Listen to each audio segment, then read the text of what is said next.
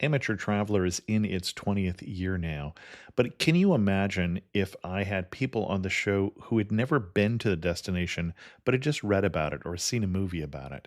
That wouldn't make any sense at all, and you wouldn't listen.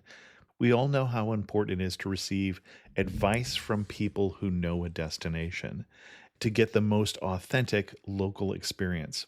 And a great option for experiencing this is Explore Worldwide and their authentic small group adventures, led by local tour leaders, perfect for solo travelers who want to meet like minded people with a desire for adventure. I'm often an independent traveler, but two of my last three trips were with small group tours because they organize everything and it's a lot easier. If you want to recreate the tour I did to Malta, they have a Malta and Gozo Discovery Tour. I'm intrigued by one of their tours called A Taste of Sicily. The company again is Explore Worldwide, and visit exploreworldwide.com to learn more. And thanks to Explore Worldwide for sponsoring this episode of Amateur Traveler. I got my bags packed, I'm on a roll. I'm heading out there and I'm ready to go. I'm looking real good in my passport photo. Amateur Traveler, episode 710. Today, the Amateur Traveler talks about museums and mosques, churches and cedars, Phoenicians and falafels as we go to Lebanon. I know that I should be heading home, but maybe not today.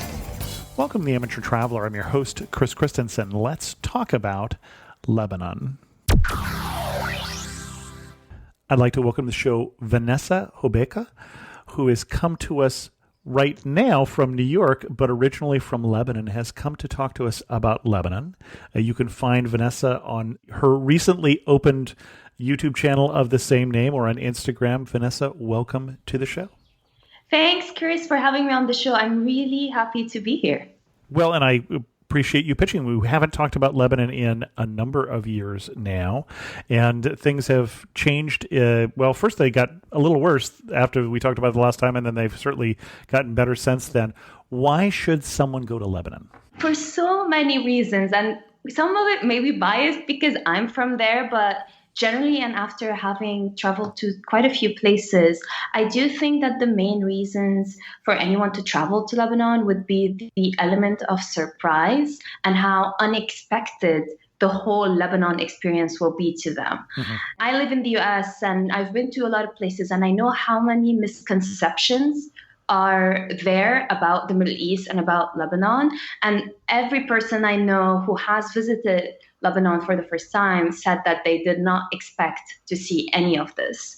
And this is mainly because, first of all, the diversity. This is a country that has been colonized by over 17 civilizations. Oh my. There are a lot of monuments and sites and cultural heritage that came from all these historical events. There's a lot of diversity in terms of the cultures that you see there. There are 18 religious sects in Lebanon. And with each one of these religious sects come habits, lifestyle, the type of food that they eat. Mm-hmm. If you go to, some streets in Lebanon, you find a couple of churches, then you can walk 5 minutes away and you'll see mosques.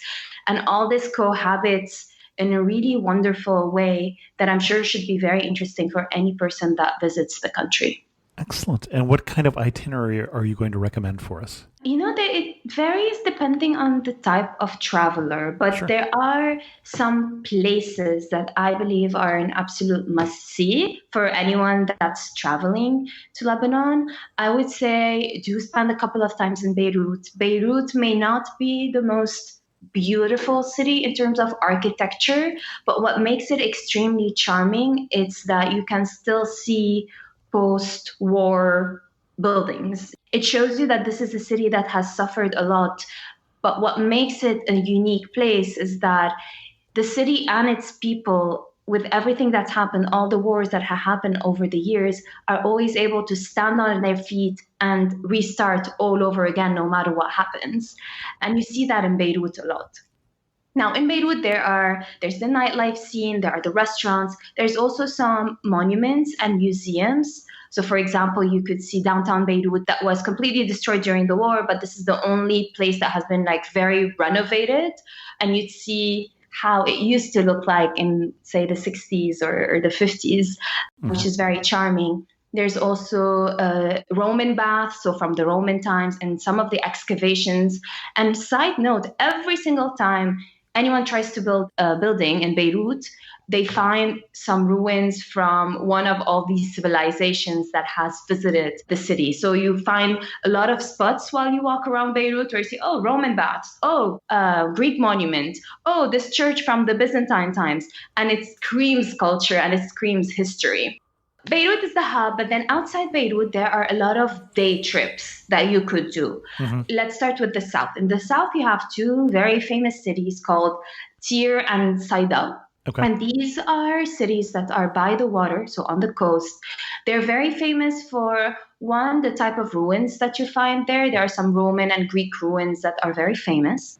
There's also a very big soap, local handmade soap manufacturing company, which people tend to visit because it's a beautiful experience to see how it's made and to buy local produce also.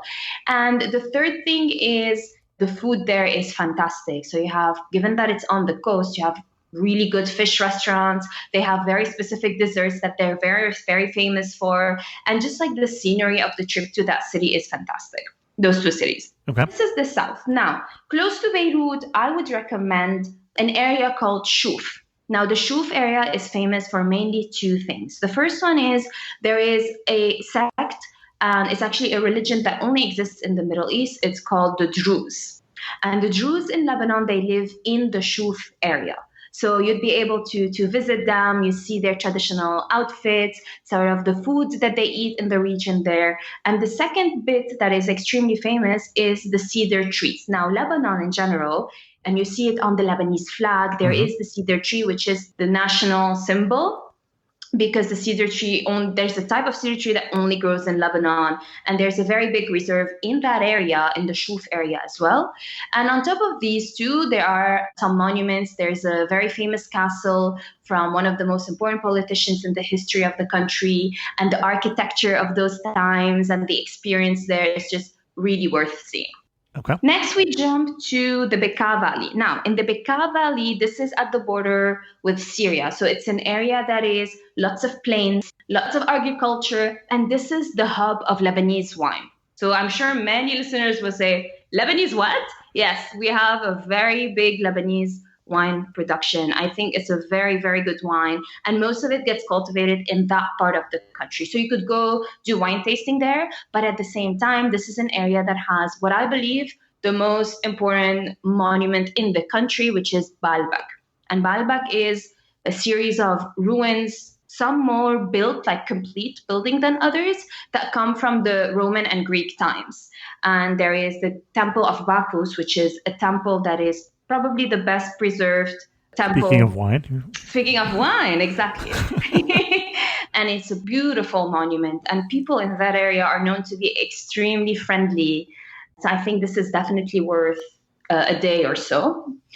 Then I would move north. Now, north of Beirut, you have multiple stops. And it's a beautiful drive also by the coast. So you'll see the water, which is amazing. And then you get to an area or a port area called Byblos. Now, Byblos is known to be the oldest still running port in the world. It dates back from the Phoenician times. Now, Phoenicians are maybe 2,000-3,000 BC. So it's a civilization that existed a long time ago. And they're known for inventing today's alphabet. They were very, very big traders. They were known to trade boats and lots of goods in the Mediterranean area, and their hub was in Lebanon using the port of Byblos, which I'm recommending visiting. And that town is, I think, the most beautiful town in the country, Byblos. It's super charming with the roads that are all made of these blocks. Stone blocks, sure. Okay. Stone blocks, correct. So sounds like a Roman road then.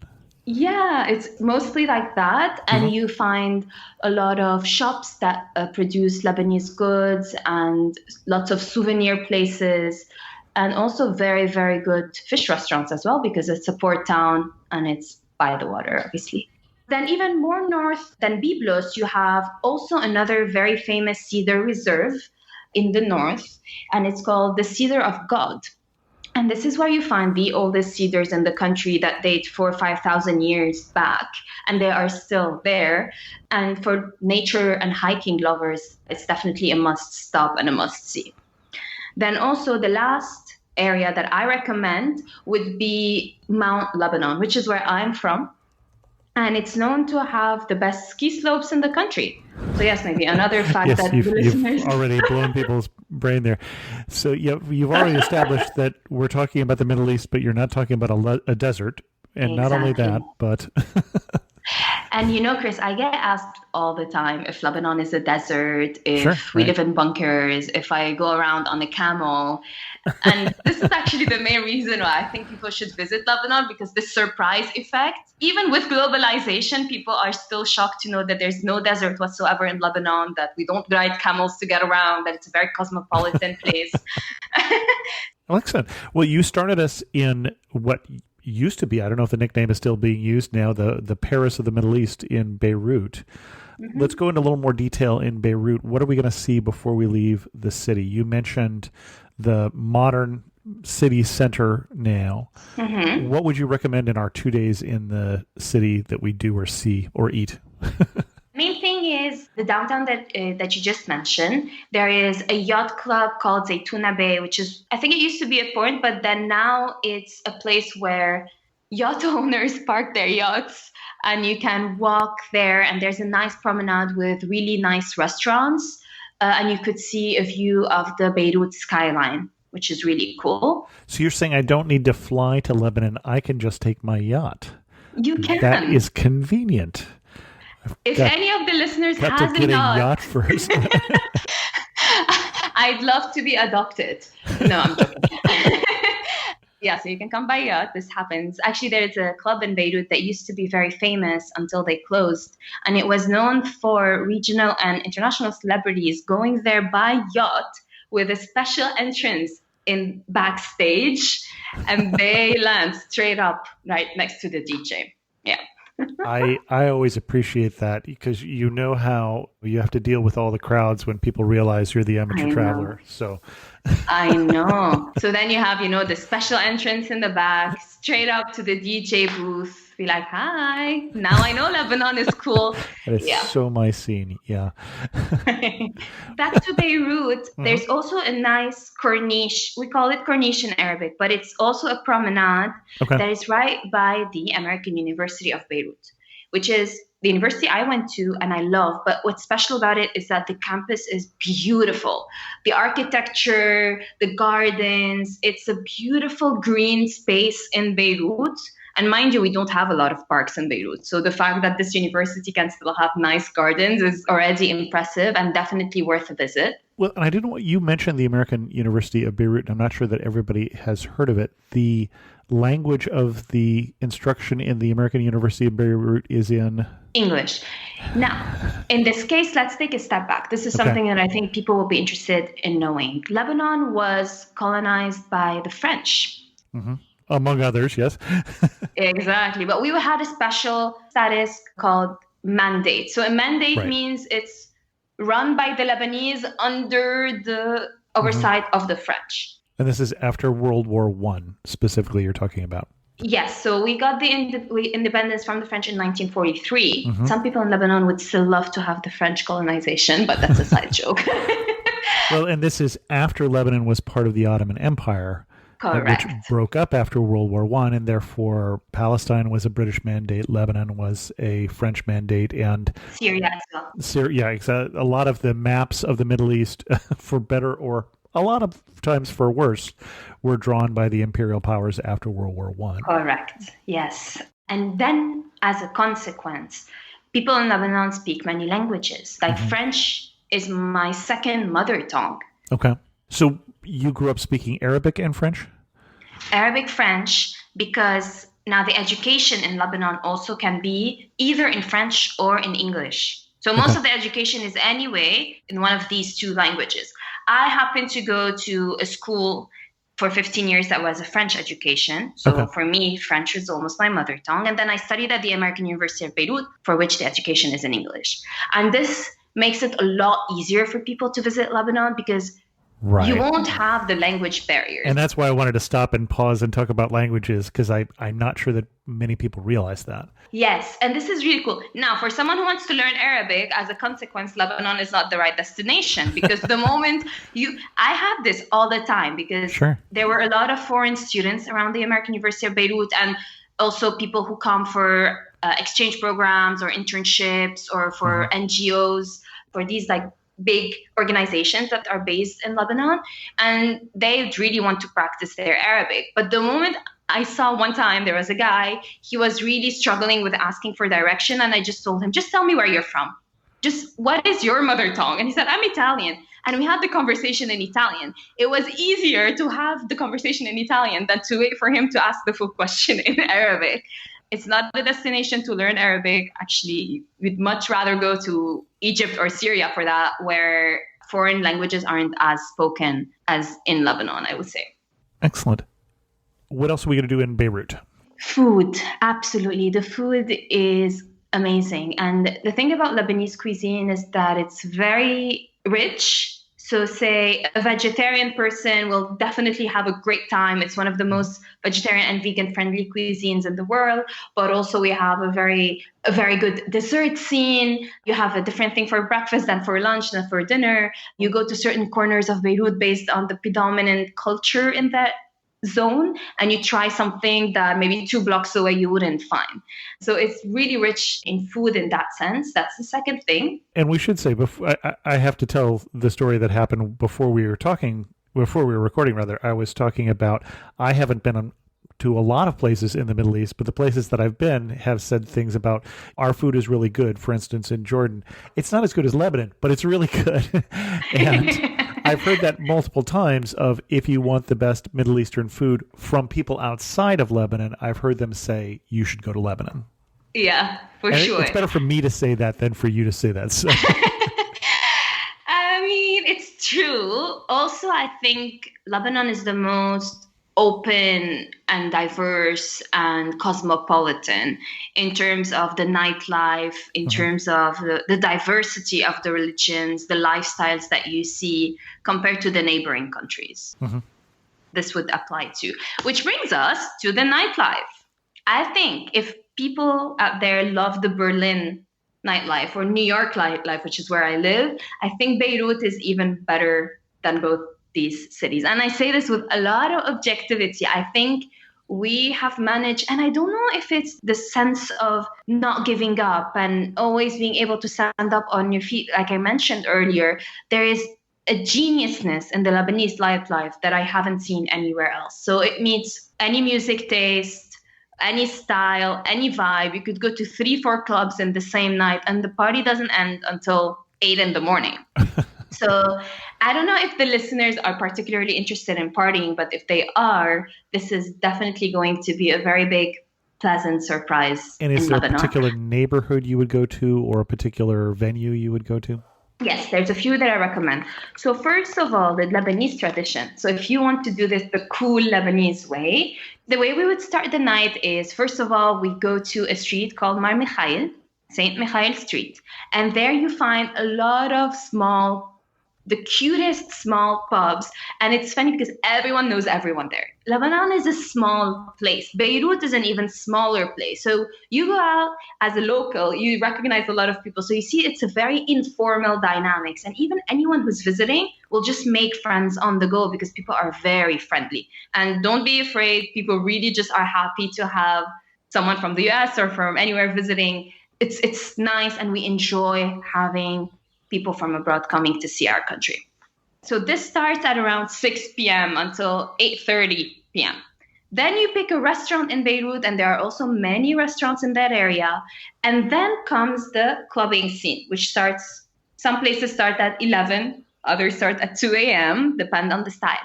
Now, I would recommend a few places. There's one that has a very, very unique experience in the sense that it's more for people in their 40s, But it's really cool because you have live performances throughout the night by really famous bands and singers in Lebanon. It's very pleasant experience, good exposure to the culture. This place is called Music Hall.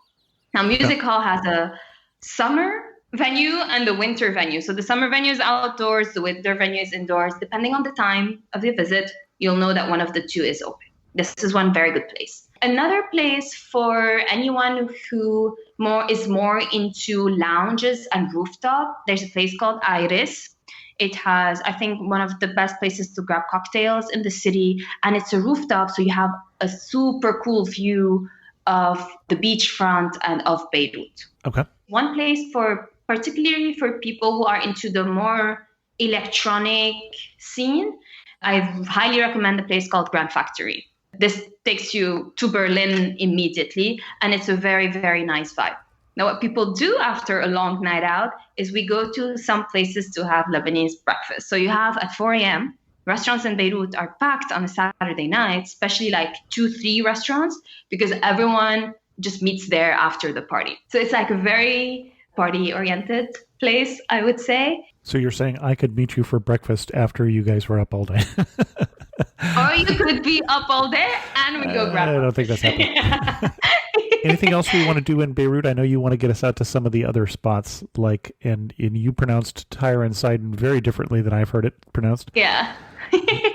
So, National Museum of Beirut, very interesting place. You'll find some ruins that date back from the Greeks and the Romans, maybe even older. It's a beautiful building as well. So that's definitely worth a stop. Another museum that recently opened is called Sursok Museum. Now, Sursok is a family, one of those very famous Beiruti family. Beiruti means from Beirut. And I don't know at what point in time, but they had a street with their houses. Now it's become the Sursok Street. It's called after their names. And it's a bunch of mini castles, villas from early 1900s that are still there and preserved. And some of them have become wedding venues. But then they turned the most beautiful one. They did a really pretty renovation on it. And now it's become a museum. Beautiful museum and art gallery. And in front of it, there is a very cute cafe in the heart of Beirut. And Ash-Shafiya is one of the places that people would want to visit. It's the district, maybe, of Beirut where you hear a lot of French. So a lot of the French speakers live there. And Sursok Museum is in that part of town. Then there is a very big mosque, which is called the Muhammad al-Amin Mosque. You see it maybe in some of the postcards from Beirut. For anyone who's interested in like Oriental, Middle Eastern, Islamic culture, this is a beautiful monument. And right next door, there's a very big church as well. And this shows you really how multicultural and multi-religious Beirut is. And it adds a ton of charm to that. These are the main things I can think of. But my main recommendation in Beirut, people are so friendly. So never hesitate to stop someone on the street, ask questions, ask for recommendations, and people will do a lot to help. And they will give you recommendations that maybe by the time you go there, maybe if it's in a year from now, there'll be a lot of new places that open up. Ask people, they'll tell you. Excellent. Now you sent us south then from Beirut next. These cities, they have the different name in Arabic and in English. In Arabic, it's called Saida and Sur. In English, I think I mixed it up. Tyre and Sidon, yeah. Tyre and Sidon, correct. These cities are very charming. It's not as cosmopolitan as Beirut is, so you will not see like a bar and clubbing scene there. It's more traditional, more conservative. And as I mentioned earlier, there is a big historical site. And this is, I would say, like half of the day would be there, but then the second half would be in Sidon, where you have, it's a big city. It's a city. You have vibrant markets, similar to the markets you'd find in Istanbul. That kind of vibe is in Sidon. And it's very famous for desserts, as I mentioned, and also for fish restaurants and the soap production that is there. Well, in Tyre, you mentioned, and I'm going to say it by the English name because that's the one I'm familiar with. You're talking about the UNESCO World Heritage Site, the Hippodrome. Correct. So we're going back to Roman Tyre at that point, although this was also a Phoenician city originally, so dating back much longer ago. Okay. And then you attracted me here with desserts inside. And what is a typical Lebanese dessert and what should I order? Oh, this is a wide topic. There's plenty of things. Now, it's very sweet. We have the baklava, which people think is Greek. There's a lot of sensitivity in the region, right? So I always get into like cute arguments with like Turks or the Greeks or the Syrians about what is from where. Actually, we don't know for sure, but for the sake of this episode, everything I mention is Lebanese. I think the history of this, I'll defend the Greeks a little bit. The Greeks did invent baklava, just not what we call baklava today. There you go. The Ottomans really invented what is baklava today by taking from their wide empire the phyllo dough from Greece and the spices from Lebanon and it was the spices from Persia and all of those things and mixed them. So that is one of the reasons why everyone says they have the best. And, I think the only appropriate way to address that is to try them all and see. I haven't found a bad one yet anyway in any of those places, but everything's going to be delicious. It's just a matter of what's more delicious. Right. And even within Lebanon, you'd have like the baklava in the south is not particularly the same as the baklava in the north. Or there's like a specific dessert that you'll only have in 2 towns in the north. And this makes it, like very, despite the size of Lebanon.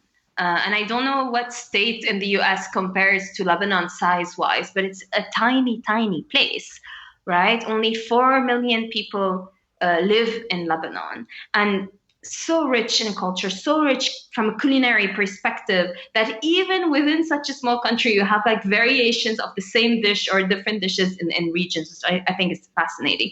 To answer your question about the desserts, there are a few desserts. There's one that we have for breakfast. Ignore the calories when you eat it. It's something that you try maybe a couple of times in life. It's loaded in calories, but it's delicious. And it's called knefe. And this is something that we have for breakfast. And it's made of cheese that is literally swimming in sugar water. And it's topped with shredded phyllo. Okay. We have it maybe once a month for breakfast. It's really delicious. Otherwise, you have the baklava that I mentioned earlier. And baklava comes in very wide range of variety. So it's not just this one type that you see here in supermarkets in the US. There's really like 30 types maybe. And these I think would be the 2 most famous desserts. Okay. I was distracted by what state is the same size as Lebanon. And I don't know because there aren't many states that are that small. Exactly. So Lebanon is 4,000 square miles. Lebanon is slightly smaller than the state of Connecticut. Connecticut is 20% bigger than Lebanon, so not very big. Not very big, yes. And you have all these experiences. For me, it blows my mind. So that does mean when we talk about something being in the north and something being in the south, for those of us who live in a bigger state like California, that is an easy day's drive from the north to the south. Correct. All these places that I mentioned could be easily done in a day trip. And Lebanon is like rectangular. So it spreads mostly across the Mediterranean. And if you take a look at the map, you'll see. But still, from the most northern point to the most southern point of the country, if there's no traffic, which never happens, but just for illustration, it's a 3-hour drive. Okay. That's a whole country that is vertical country. So it's small, yeah. Okay. Excellent. And then you headed us next to the wine country? No, there's something in between. Yes, the Shuf area. Okay.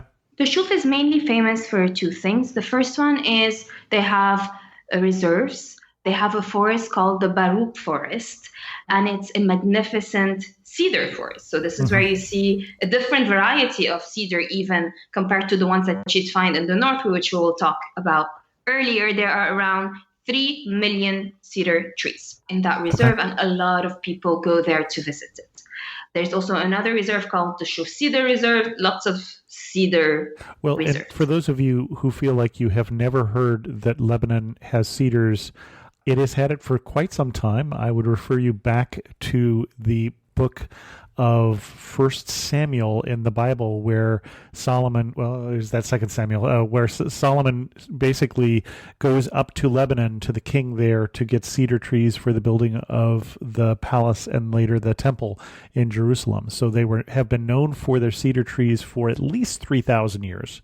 Mm-hmm. We have trees still today that date back 5,000-6,000 years. And experts can tell the age of the tree based on the anatomy of the tree. This is outside my expertise for sure.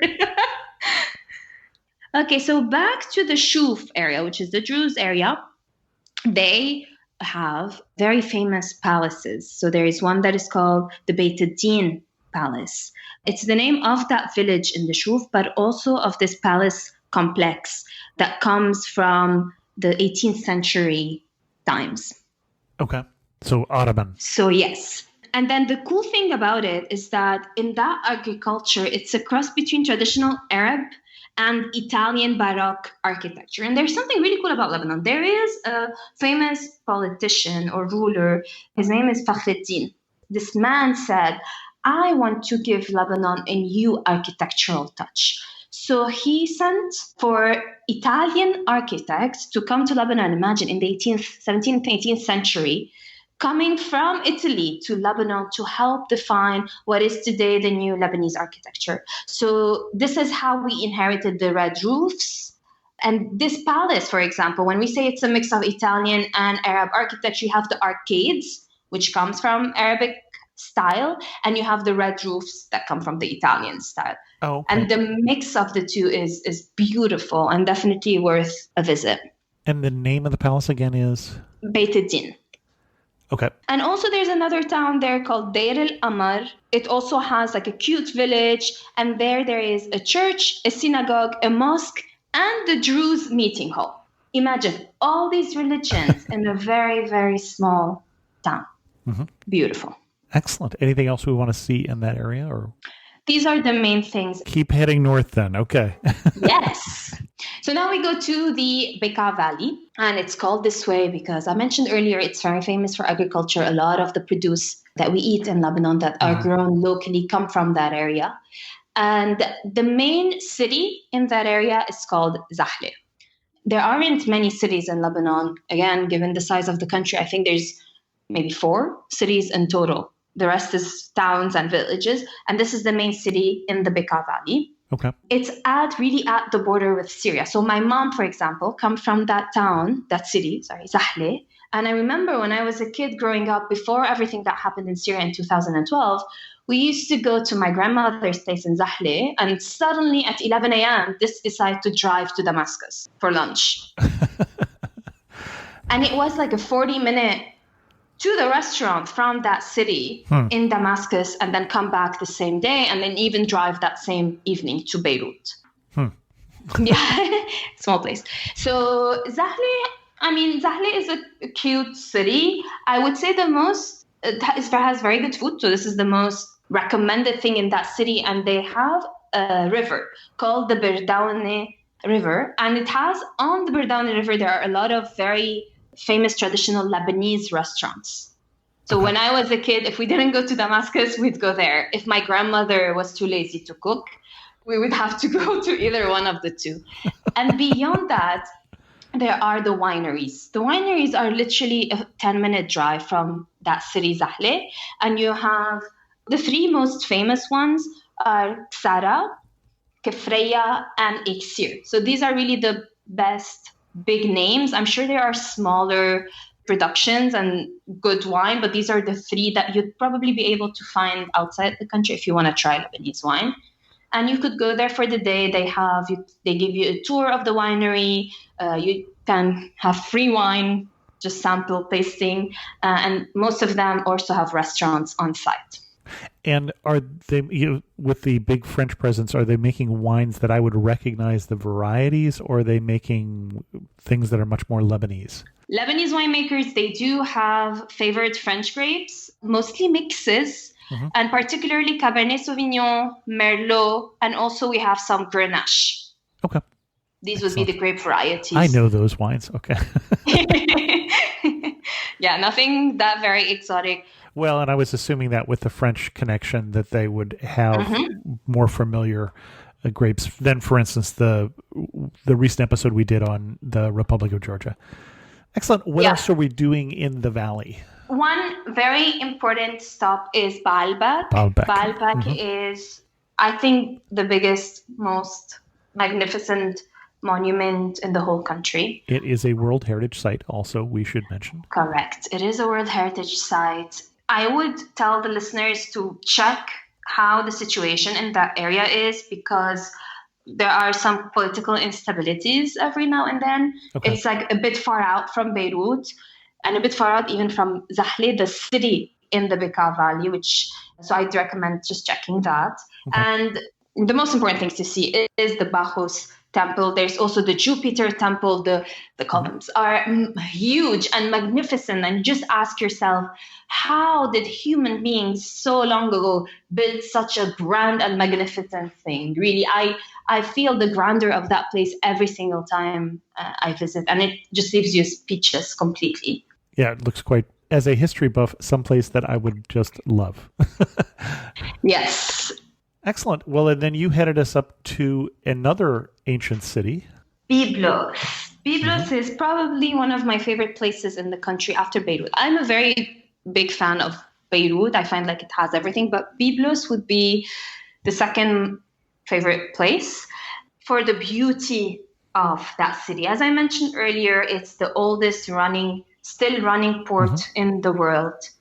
And a lot of the culture of that city revolves around the port. The food, lots of fish, seafood and fish dishes, the laid-back culture of that place. And they've also recently picked up sort of a mini nightlife scene.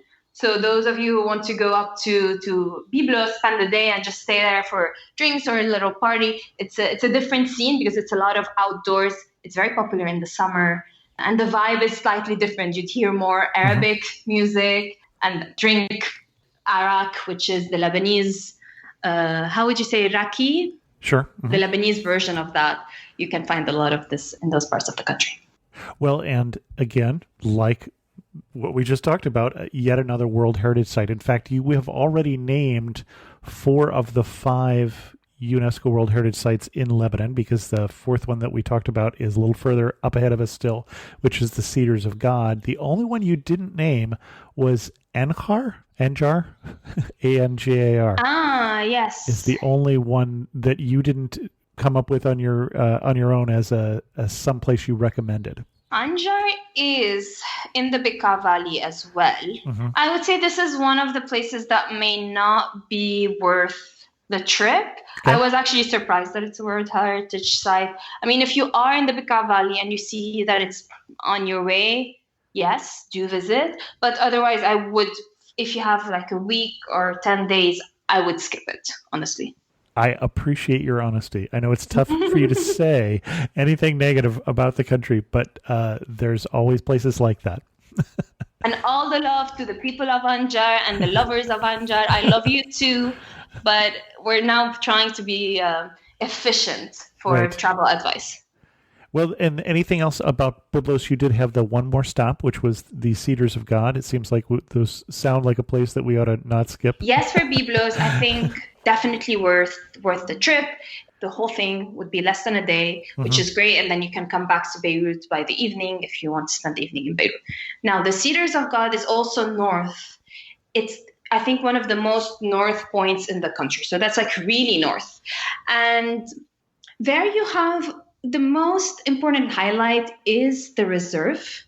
But also in that area, you have very, very nice hikes for all the hiking lovers. And there are some really cute towns. One of them is called Ehden. It's not very close to the reserve, but if you've made that trip so far, you should make a stop if it's in the summer in a town called Ehden, which is also famous for its special food, special desserts, cute little square in the middle, a touch of Lebanese town scenery. Okay. It's Ehden. Has a very nice view of the north of Lebanon.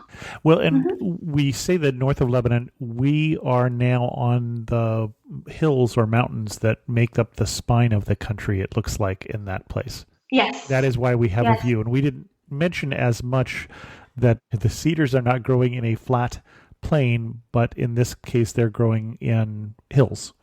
Correct. And for example, the Shuf area that I mentioned earlier, where there is the Beit Din Palace, is also on a mountain. It's on the hill. Yep. Well, and most of the coast is along this range of mountains, and then that valley that you mentioned where all the produce comes from, all the produce comes from there because it is not the hills, it is not the mountains.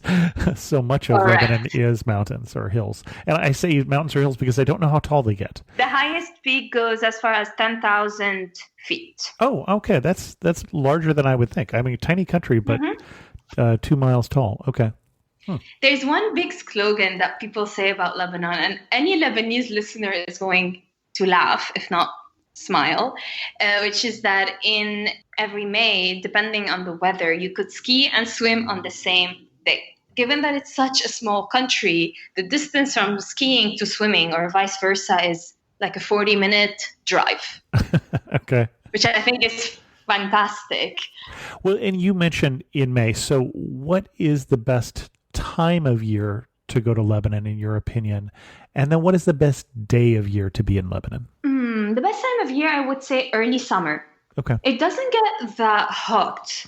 35 Celsius would be the hottest. Okay, well, that's warm. That is warm. Yeah. That's 90s in Fahrenheit. And it's the best time of the year because a lot of the outdoors activities and say rooftop restaurants, rooftop bars, the beaches are open. Even the trip to the mountain, if you don't ski, is definitely worth the effort because just I can do more things normally in the summer, I would say. And this, in my opinion, applies to all countries in the world. It's better to go in their summer times. Okay.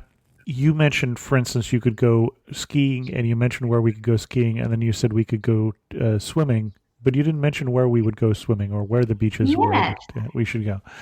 In terms of beaches, Lebanon is nested on the Mediterranean. So the whole country has the coastline, and you could swim in a lot of these places. You'd have these resorts. Now, there's one thing in Lebanon, which is most of the beaches are private. Yep. So you'd go to a resort, and then you get the services and the cleanliness, and you could eat and have a wider range of things. Then you wouldn't have to carry, say, your own towel and chair and so on. So you get that comfort with the fact that the beaches are private. There are two areas that I highly recommend. One is called Shikka, and it's famous for like the clean waters. However, it's rocky. Okay. It's rocky beaches. And I think in the north it's more rocky, in the south it's more sandy. So depending on your preference, you can find the two. There's a new project. It's called Enfe. And it's this Greek-looking spot, like the Mykonos and Santorini style of white houses and blue windows. And so they've created this like cute project in this area called Enfe, and it's on the water. Really cute restaurants, lots of activities to do there. There's also one place that I'd like to feature. It's called Pierre and Friends. And Pierre and Friends is this really nice Lebanese restaurant on the water. It's also in that area, same area in the more northern part of the country. And you have Lebanese food with the Lebanese beer. We have a Lebanese beer too. I love it, especially on a summer day on the beach. Is there one particular Lebanese beer that everybody should try? Or is it beer drinker? Yes, it's called Al-Maza. Okay. I'm not a beer expert, so it's very nice beer. That's all right. That's all I can say. Especially for like a nice day on the beach, I think it's perfect. And in that place, they put loud music too for those of you who want to eat good food, be on the beach, dance, and have good almaza. Perfect day in that town. Excellent. Anything else we want to cover in the itinerary before we get to some of our wrap-up questions? There was a last stop in the itinerary that I mentioned earlier, which is the Mount Lebanon, which is where I'm from. That area in the winter is where you'd want to ski. So there's a lot of chalets. There are a lot of ski slopes, the typical like French pierrade and the fondue places. Mind you, it's a very cosmopolitan place. So I know I would recommend, say, Lebanese food, but at the same time, if one day you want to have McDonald's, you just go and have McDonald's, or you want to have nice sushi or French. For those extreme cases. Any type of food is there. right? Like, if I go to Lebanon, my restaurant trip would not be probably to a Lebanese restaurant because I have that food at home. So if any person that's traveling to Lebanon wants to try our way of making French food, you'll find that Italian and so on is all available. And then that area, back to that ski area in the summer, these places become chalets and the nature there is wonderful, beautiful hikes. I come from a town that may not be worth your stop, but I'd be happy to give a shout out to my town. It's called Baskinta. And the best thing about Baskinta, I would say, is the architecture. So remember I mentioned earlier in Beit Din, there's this mix of Arab and Italian Baroque. You see that in a lot of the houses in my hometown. Couple questions as we start to wrap this up. We mentioned the food in Lebanon, but you can't really say you've been in Lebanon if you haven't tried what two dishes? There is the mezze. The Lebanese mezze is, say, appetizers. Okay. And let me just briefly walk you through the experience of a traditional Lebanese place. So you go and it's mostly a set menu, and then you get showered with dishes. Like you will never in your life see more dishes on a table than in those traditional Lebanese places. But what happens is the following. So you get a big wave of appetizers, and this is what it is called mezze. And you get so overwhelmed by all these variations, like this is with meat, cheese rolls, salads, all types of things. But people often don't know that this is only the first step of the meal. Then the second step come sort of more main dishes and mostly grills, Lebanese marinated lamb and chicken and all types of like kafta, kibbeh, all these types of more main type of dishes and predominantly grills. And then you have a wave of desserts and fruits. Okay. So I would say like the mezze is like very exciting because you get to try many types of things. To go back to your first question, the second thing I try is the Lebanese breakfast. We have something called manouche, which is, I don't want to call it a pizza because some people may get upset, but it's say a dough that we put on it, either cheese, Lebanese cheese, or you put on it dried thyme and olive oil. So this mix of dry thyme and olive oil, we call it za'atar.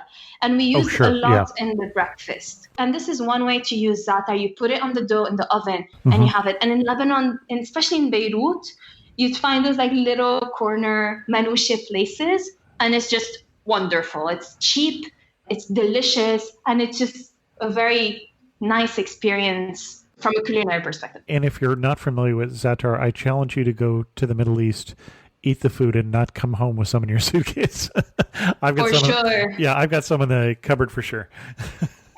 You are standing at the prettiest spot in Lebanon. Where are you standing and what are you looking at? There's a place that is on your way to the north, so on the way to Byblos and the Cedars. Okay. It's called Harissa. Harissa. There's a convent there. There's a big church. Okay. It's a pilgrimage site, I would say, with a very, very big statue of the Virgin Mary that you need to go up the stairs to get to. So mind you, this place is on a hill. Okay. This is Our Lady of Lebanon. Correct. Okay. And you go up the stairs all the way to the statue. And from there, you have a wonderful view of the country. So mostly what you'd see there is that coastline, but depending on the weather, you may be even able to see even further out. And there, if you want to get to that spot, you could also, instead of driving up, you can take the teleferic, which is the... gondola. Yes. In Lebanon, you hear people say it's called teleferic. You take it up, you visit the site, you see the view, and then you can come back down. Excellent. So that's also one very special way to get there. Excellent. One thing that makes you laugh and say only in Lebanon. You have been to more than a few countries. What still just makes you chuckle when you think about Lebanon? People, Lebanese people. Lebanon is a very special place in the sense that it's messy in a lot of ways. We've had a lot of political instabilities. There is a generous dose of corruption. A lot of people have to leave the country. Like I'm here because I wanted to find bigger opportunities for myself, and the country was too small to offer those. But still, what makes the country very special is how organized people can be in the midst of the chaos. Okay. There are so many stories around how the sense of humor that comes as a consequence, or for example, I don't know, people's ability to just find humor in everything that they live or go through just because they're so used to history of tough times. Yeah, I just feel like people are extremely special. And I think people will make up a very, very big part of everyone's experience going to Lebanon. And I would say this, it applies more to a country like Lebanon compared to Paris or Milan or those like real traditional big cities in terms of tourism, where people are fed up with seeing tourists. Whereas in Lebanon, that encounter is going to make up a big part of the positive part of the experience. Excellent. And if you had to summarize Lebanon in just 3 words, what 3 words would you use? A hidden gem. Excellent. Our guest again has been Vanessa Hobeika, and we'll put a link to your YouTube channel, but I know you've only recently started it. Do you have any YouTube videos yet or pictures on your Instagram of Lebanon that we should send people to especially? On my Instagram, I do. The YouTube channel was a baby of the quarantine, I would say. And I show a video from Botswana right now. The next one is on the Kilimanjaro climb. So nothing from Lebanon at this point. If the listeners want to see Lebanese related content. If you have some videos on Lebanon, let me know and we'll link them in the show notes.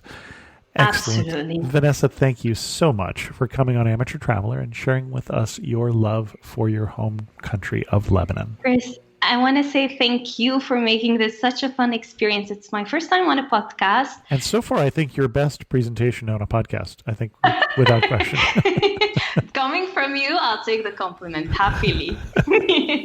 But thanks again for having me. I really hope it has helped, especially the listeners, understand and get to know more about Lebanon. It's a place that deserves a lot more and better reputation than it has today. And if I can do anything to contribute to help promote it and show how beautiful and it is and how friendly people there are, I'd be happy. In news of the community, first a thanks to our patrons who helped support the show, those who hung out with me last Saturday at a monthly Zoom call. Special thanks to Steve Homerich, who just became a patron this week. I had an interesting review come through recently on Apple Podcasts, and I want to share it with you.